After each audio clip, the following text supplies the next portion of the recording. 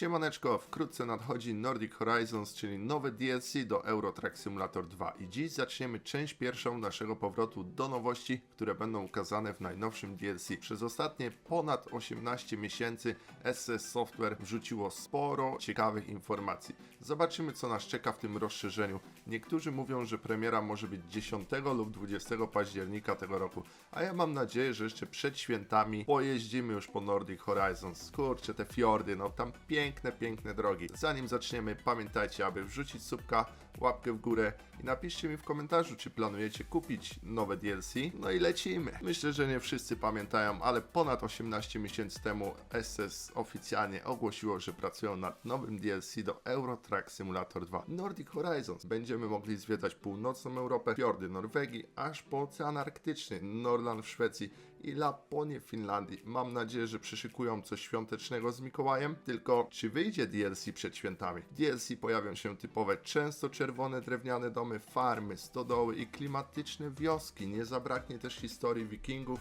i małych wyzwań na wąskich drogach. Następnie jeszcze będą renifery. Będą w lasach i na łąkach, więc nie będą przeszkadzać na drogach. Spokojnie, ogólnie no to mam nadzieję, że nie będą przeszkadzać i że ETS zostanie dla wszystkich, a nie tylko tam 17 czy 18 plus.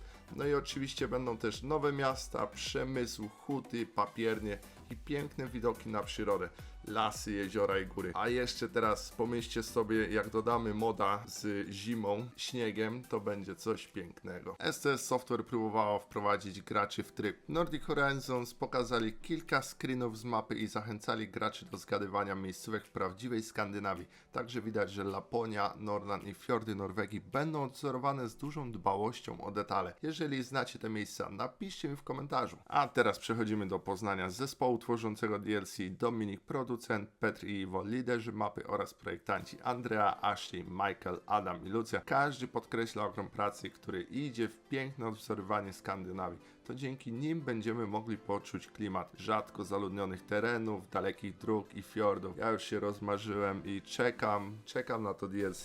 A teraz przechodzimy do członków zespołu SCS, którzy pojechali na północ Skandynawii, aby zobaczyć wszystko na własne oczy. Lasy, tundrę, fiordy, rzeki i oczywiście renifery. Renifery, które nie będą wchodzić na drogę. Mam nadzieję, że nie będą. Dzięki temu zdjęcia i wideo, które zrobili, pomogą twórcom odwzorować prawdziwą Laponię w grze.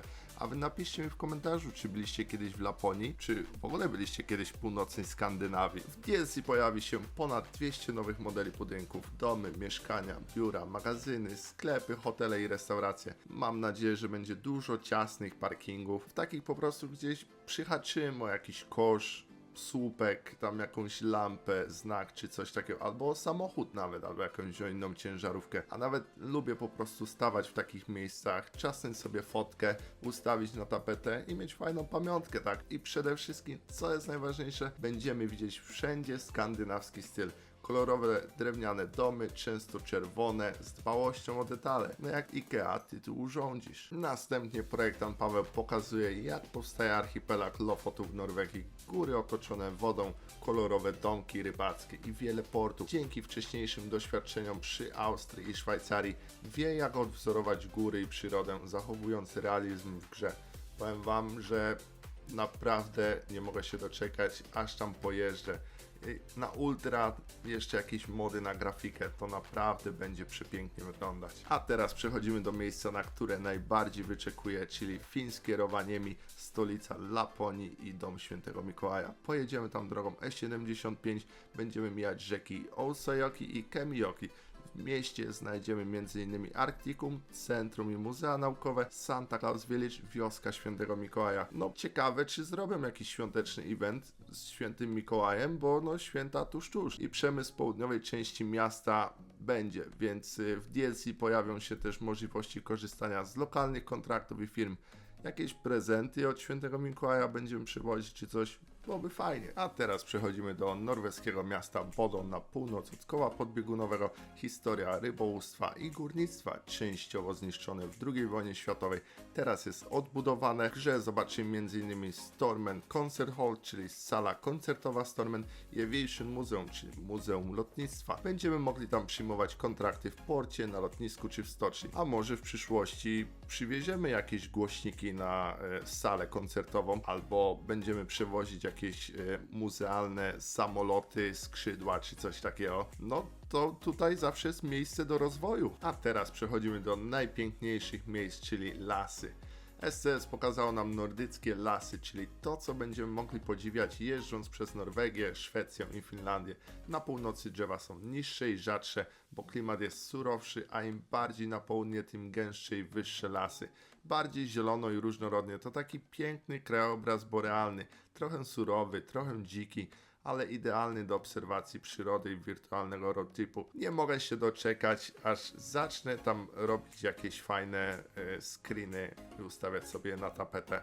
Na pewno wam pokażę, na pewno będziecie widzieć nieraz. No i można sobie wyobrazić, że jadąc ciężarówką WTS-2 nagle trafimy na taki widok, jak jeziora, lasy, mgły nad drogą. No ja będę się zatrzymywał i robił screeny, na pewno nie odpuszczę. Tutaj SCS pochwaliło się zabytkami i charakterystycznymi miejscami, które znajdziemy w Nordic Horizons i powiem wam, wygląda to naprawdę klimatycznie. Mamy Teatr Gavle z 1878 roku, taki klasyk w szwedzkim stylu, prawdziwy kawałek historii. Do tego ratusz w Östersund postawiony w stylu narodowo-romantycznym, potężny, elegancki budynek, który od razu robi wrażenie. Wpadła też elektrownia wodna Aktas, ale nie tylko jako budowla techniczna, bo zdobył ją malowidła nawiązujące do kultury Laponii i Sami. Może gdzieś tam będzie skitrany święty Mikołaj, zobaczymy, albo jego mini domek. Jest też pomnik orła morskiego Wasa, symbol fińskiej awiacji i wolności. Taki punkt, obok którego po prostu trzeba się zatrzymać i strzelić fotę. Ja tam będę co chwilę się zatrzymywał i robił foty. Na pewno wszystkie zobaczycie u mnie na Discordzie.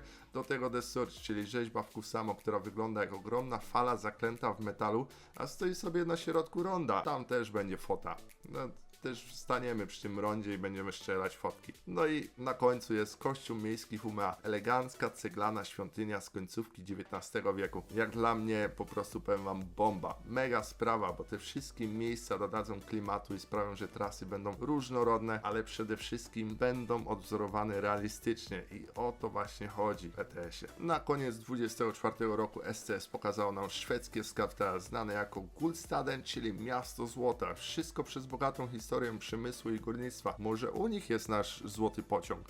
W grze czeka nas sporo roboty, od kontraktów w zakładach stalowych, przez magazyny i sklepy budowlane, aż po ciężkie maszyny. No to nisko podwoziówki, plandeki, zarobimy dobrą kasę. A najważniejszą ciekawostką jest też hotel zbudowany w całości z drewna oraz symboliczne, alchemiczne znaki w przemysłowej części miasta. Jeżeli jesteście fanami detalów, no to jest po prostu coś dla was. No i mamy jeszcze tajemniczy nowy depot. SCS na razie go nie zdradził, ale mam nadzieję, że wkrótce go zdradzą, a jak nie, to będziemy musieli go sami odkryć podczas zwiedzania nowego DLC. I wygląda na to, że Skelter to jedno z ważniejszych miejscówek, które dostaniemy w nowym DLC i ja czekam, nie mogę się doczekać, bo dużo zapowiada się fajnych miejsc w tym nowym DLC. I to było na tyle, jeśli chodzi o ciekawostki Nordic Horizons, które były wypuszczone w 2024 roku. Sporo tego się uzbierało, ale to dopiero początek. W drugiej części wrócimy do kolejnych nowinek z Nordic Horizons z 2025 roku, więc będzie jeszcze więcej miast, ciekawostek i miejscówek, które na pewno trafią do Euro Truck Simulator 2. Dajcie znać w komentarzach, co o tym myślicie i ogólnie, czy planujecie kupić DLC, a jeśli wam się podobał ten content, to bardzo zachęcam do zostawienia subskrypcji, wrzucajcie łapeczkę w górę i piszcie mi w komentarzu, co wam najbardziej podbiło serducho, bo jak dla mnie lasy, Laponia, no ta chata świętego Mikołaja, fajnie by było ją zobaczyć. No i dalej lecimy w stronę Nordic Horizons, widzimy się w części drugiej.